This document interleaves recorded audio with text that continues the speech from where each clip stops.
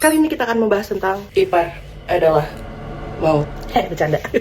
Aku lumayan sering denger cerita dari temen, klienku dulu yang pernah aku dampingin, sampai baca dari media sosial juga bahwa ternyata akur sama ipar itu bukan hal yang mudah. Ada yang suka sirik-sirikan, ada yang suka berantem terus, ada yang ekspektasinya ketinggian sampai ngerasa kayak ipar ini nggak sesuai sama apa yang dia inginkan. Aku sampai dapat pertanyaan dari tetanggaku, dia bilang, kok bisa sih aku jeung ipar? Naon kuncina?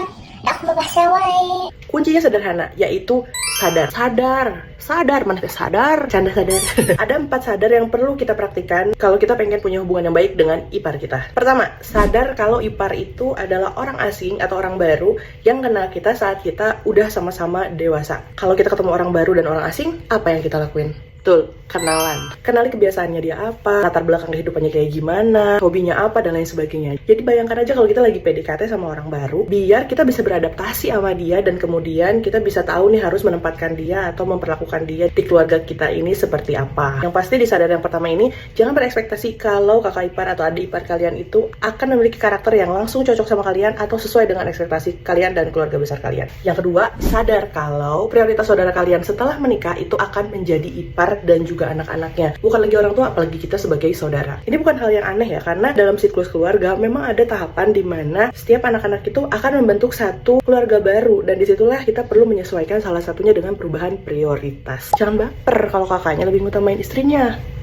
Yang ketiga, sadar kalau ipar kalian itu bukan kakak atau adik kandung kalian. Kakak atau adik kandung biasanya akan menerima kita apa adanya karena dia udah tahu karakter kita dari kita masih kecil, bahkan dari hari pertama kita datang ke dunia. Tapi ipar, enggak. Mereka belum tentu bisa nerima kamu yang apa adanya, jadi harus tetap jaga sikap.